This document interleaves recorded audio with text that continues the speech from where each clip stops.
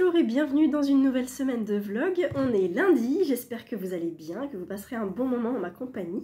Niveau lecture, je suis dans les Mystères de Marseille de Zola, j'ai presque atteint la moitié, je suis page 222, il en fait un petit peu plus de 500, mais il y a quand même un sommaire qui est là, donc il en fait 513, en sachant qu'il y a deux préfaces et qui commence à la page 27.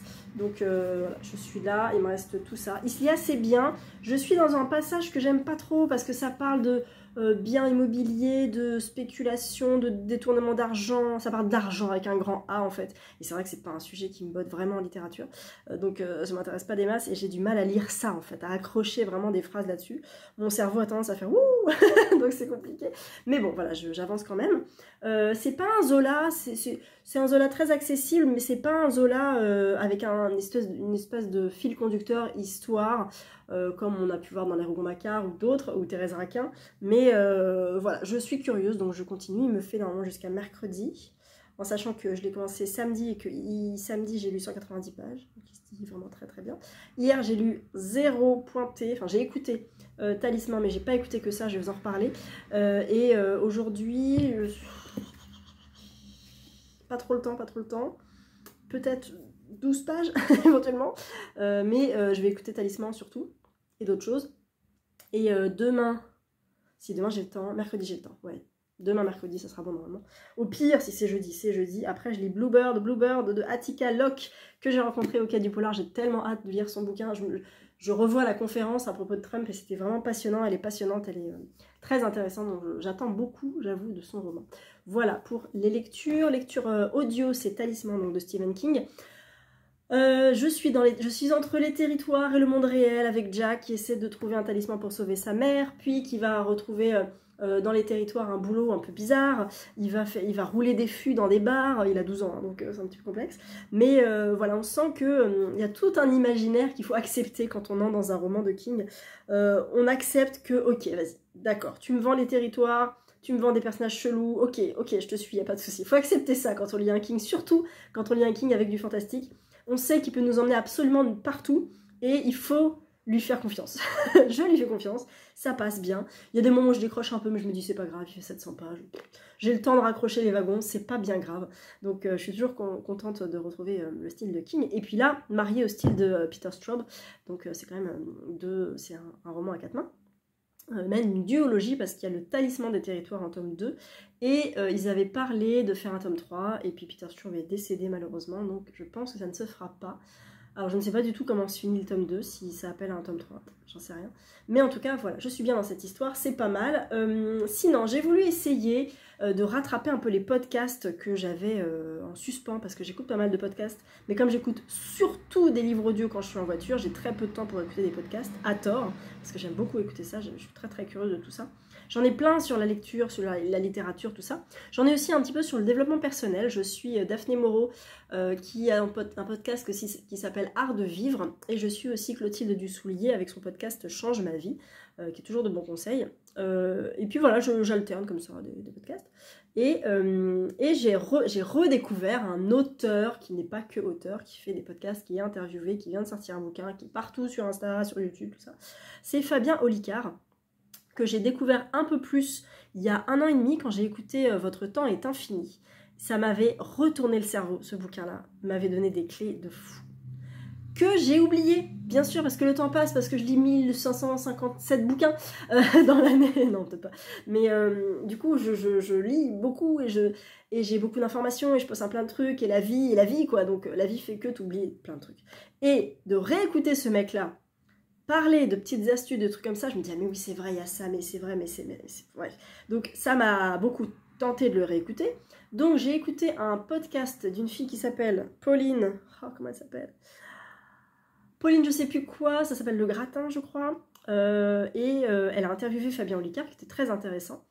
Il parle d'entrepreneuriat, alors c'est pas trop ma came, mais voilà, pourquoi pas, ça reste curieux. Donc pour moi, je suis curieuse. Donc j'ai écouté ça. Et puis, il a un podcast aussi qui s'appelle Le fil mental, où en fait, il part d'une idée et il déroule le fil de ses pensées jusqu'à arriver à toute une réflexion, à toute une interprétation d'une idée, d'une phrase, je sais pas quoi, plein de trucs. Donc j'ai commencé à écouter ça.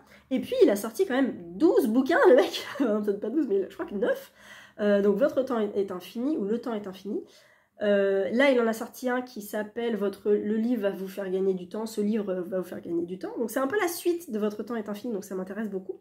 Il n'y a pas très longtemps, il a publié aussi La harpe des 4 saisons, qui est un genre d'escape game.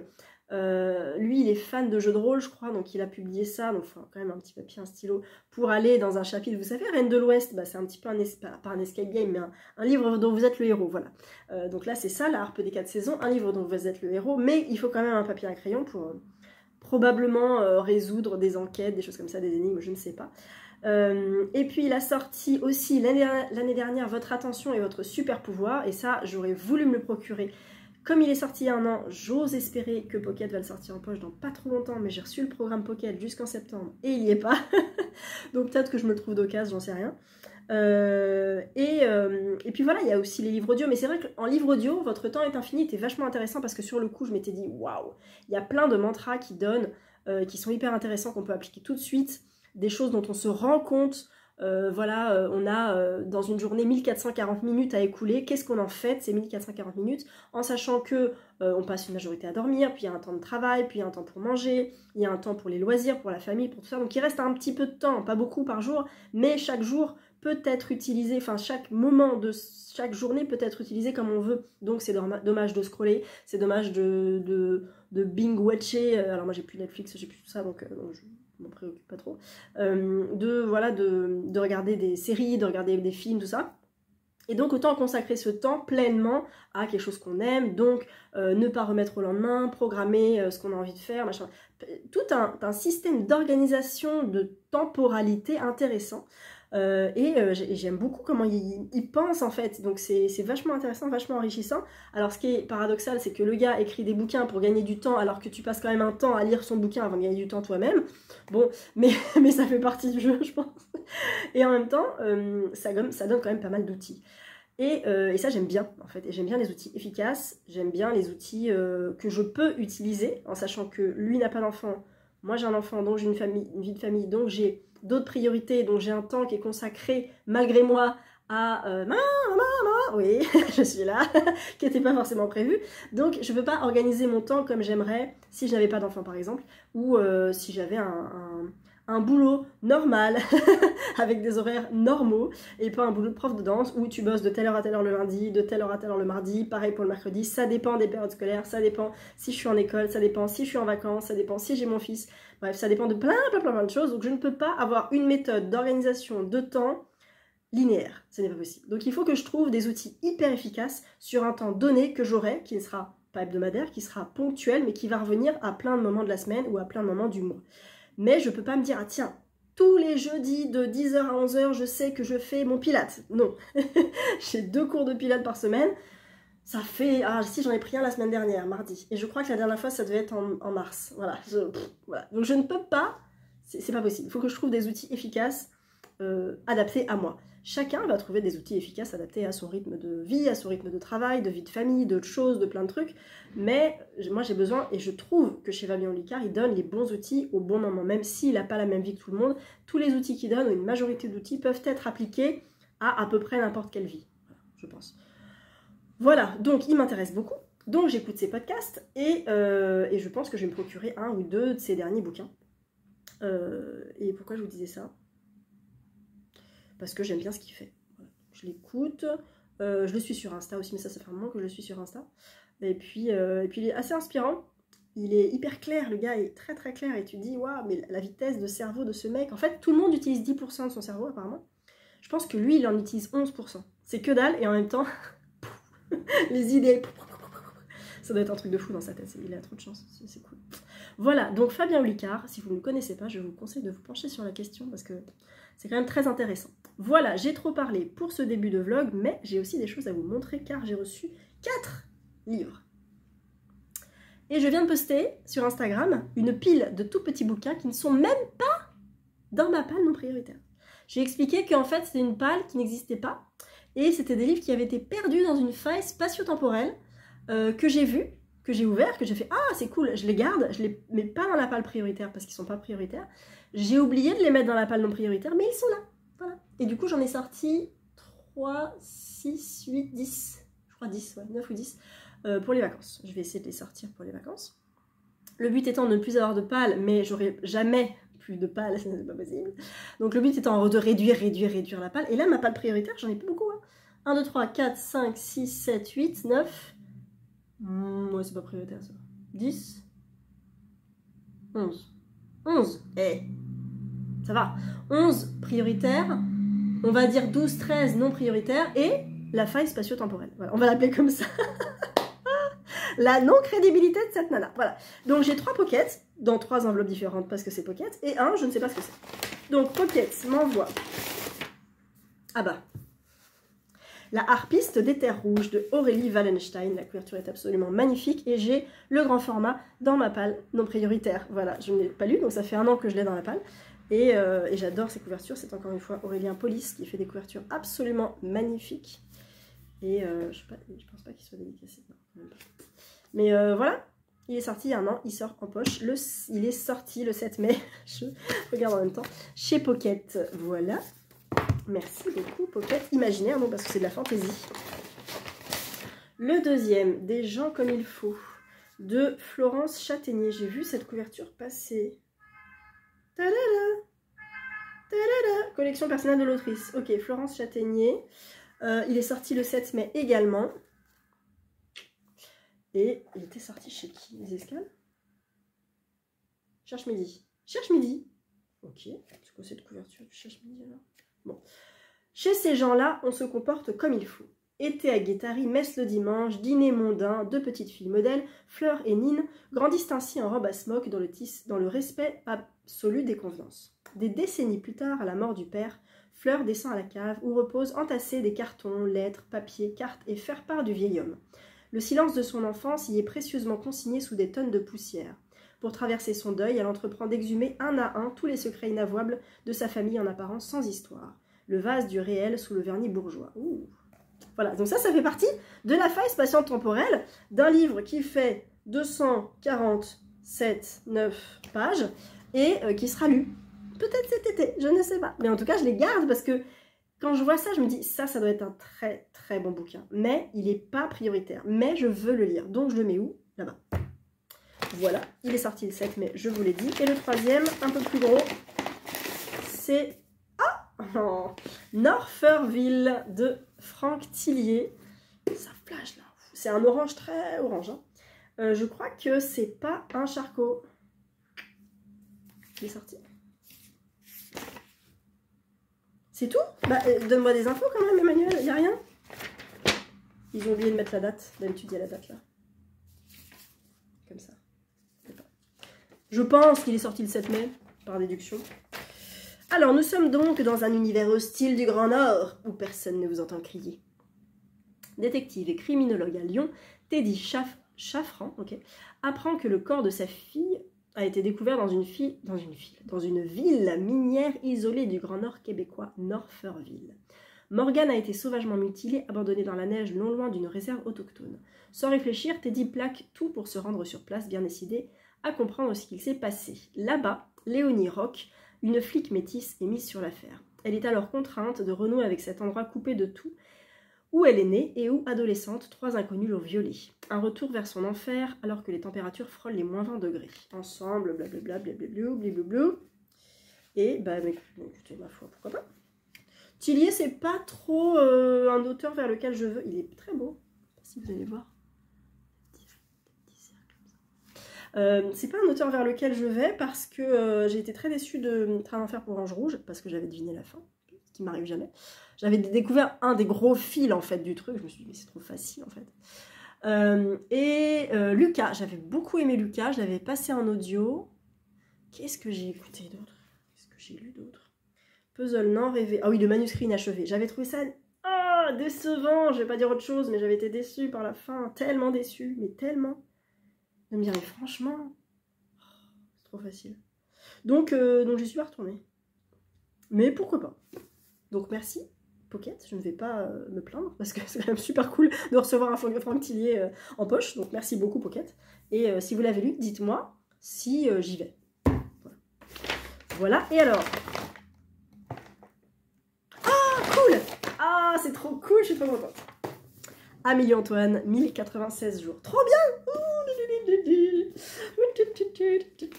Donc, alors, Amélie-Antoine est une autrice que je suis depuis quelques temps, depuis super longtemps en vrai, mais que je lis depuis seulement l'an dernier, janvier, Raison obscure, puis Ne vois-tu rien venir. Ah si, j'avais lu Pourquoi tu pleures aussi, j'avais lu quoi d'autre? Un enfant sans histoire, Mauvais joueur, j'en ai lu en jeunesse, en adulte, j'aime beaucoup tout ce qu'elle fait. Et là, nous sommes donc dans une histoire de double temporalité, en 1942, et dans le présent. Ou pas. Hop. Et hop. Lille, 11 septembre 1942. Mes parents, mon petit frère Zelig et moi, Anna, sommes arrêtés.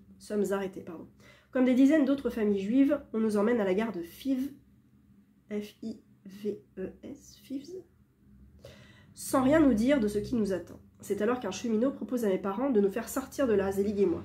Papa et maman se regardent longtemps, pétrifiés. C'est comme si nos vies se jouaient à pile ou face. Pile, nos parents décident de nous confier à cet inconnu dans l'espoir qu'il puisse nous protéger, nous cacher. Face, nos parents refusent de se séparer de nous, mieux vaut rester tous ensemble, unis, en famille. C'est pas une double temporalité. C'est deux histoires dans une histoire en 42. Ah ouais! Ah oui, donc on alterne entre pile et face. Ah là, trop bien! C'est trop bien. Donc il y a un prologue, pile, face. Bon, j'imagine qu'on a pile et face à chaque fois, tout à fait. Oh, j'ai trop hâte. Oh, j'ai trop hâte. Je l'ai mis quand? Je l'ai mis la semaine prochaine, je crois. Ça, c'est le genre de réception qui me fait dire, ok, j'arrête tout. J'arrête Zola. J'arrête Zola pour Amélie-Antoine. Parce que là, ouais, j'ai très envie. Il est à 9,95 €. Il est même pas à 10 €. Il est sorti chez Syros. Il est sorti quand? Le 7 mai. Tout est sorti le 7 mai. Parce que c'était la veille du 8 et que normalement les sorties sont plutôt le jeudi. Et là, c'était le mercredi. Et vraiment, mais 9,95 € quoi. C'est ouf. Alors, il n'est pas très gros, je conçois. Il fait 236 pages. À la fin, il y a des repères historiques, notamment sur la rafle du 11 septembre. Il y a un repère sur Auschwitz. Et puis, il y a des remerciements, on est d'accord. Ah oui, j'ai lu ça aussi, à point fermé. Donc, potentiellement 230 pages, mais même pas 10 €. C'est pas un poche, hein. On est sur un semi-poche, on va dire. Ça va, hein, franchement. Le Tillier, il est à 9,60 €. Voilà, donc merci beaucoup Syros. Merci Gilberte, je pense que c'est Gilberte qui m'a envoyé ça. Donc ouais, merci beaucoup, beaucoup, beaucoup. Voilà, et ben, je suis trop contente. Trop contente. Voilà pour toutes les réceptions. Je dis beaucoup trop voilà. Mais Pocket et Syros. Je vais vous laisser là parce que j'ai un petit peu trop parlé. Et je dois passer un coup de fil et aller à la poste. Et puis après je vais travailler. Oh, j'ai 10 000 trucs à faire, on est dans les spectacles, là, j'en peux plus, des mails, des plannings, des répètes, des costumes. Mais c'est pas grave, j'aime mon métier, j'ai la chance de faire ce que j'aime. Non, en vrai, j'ai la chance de faire ce que j'aime, donc je vais vraiment, vraiment pas me plaindre. Mais il y a des fins d'année comme ça qui sont, wow, un peu fou. Et encore, le rush n'est pas encore arrivé, parce qu'on est que au mois de mai. Je pense que dans 3 semaines, je vais être comme ça. Ah, bonjour, j'espère que vous êtes content de lire ce que vous lisez. Voilà, je vais être au bout de ma vie. Mais c'est pas grave. C'est pas grave, après on respire, c'est les vacances. Voilà, je vous laisse. Je vous reprends pas demain, pas mercredi. Ah, peut-être mercredi, si. Peut-être mercredi. Vous verrez, juste après.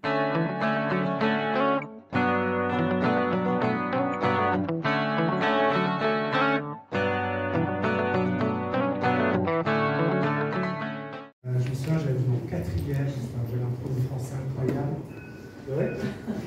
Qui m'avait fait découvrir ce livre, et là, de là est né ce goût pour la dystopie chronique, presque la science-fiction, et j'avais envie d'écrire un livre un peu à la frontière de différents genres, rester quand même dans le suspense psychologique, parce que c'est d'abord ça, mais avec des thématiques que je n'avais jamais abordées, l'écologie, les grandes catastrophes qui nous menacent. Donc c'est un livre qui est très très très contemporain, alors que le précédent c'est un peu un refuge, hein, comme dans les Cosy Mystery, c'était échappé au monde dans lequel on vit. Là, on a un peu le contraire. J'avais envie aussi de me frotter à des thématiques plus modernes. J'avais envie d'écrire un livre aussi qui soit plus concis, qui soit un petit peu plus court, et qui, avec une écriture, un petit peu nouvelle. Donc j'essaie en fait à chaque livre, tout simplement, de m'adapter à mon histoire. Donc quand je commence un roman, je sais vraiment, j'ai l'histoire en tête et je ne sais pas comment techniquement je vais faire. Je dois commencer un premier chapitre. Est-ce que je l'écris à la première personne, au présent, les temps du passé, quel style je vais avoir, j'en sais vraiment rien. Donc je pars comme ça sur une phrase que j'ai en tête et j'essaie de construire petit à petit une atmosphère, une tonalité, de faire vivre un petit peu les personnages. Et c'est pour ça que les livres ne se ressemblent pas, et ces deux-là en particulier, dont on pourrait penser qu'ils sont deux auteurs différents à cause même justement du style. C'est parfait que tu embrayes là-dessus, parce que moi j'allais te poser la question du déclic premier quand tu écris un livre, effectivement. Est-ce que ça commence par une idée, une thématique, un décor, un personnage?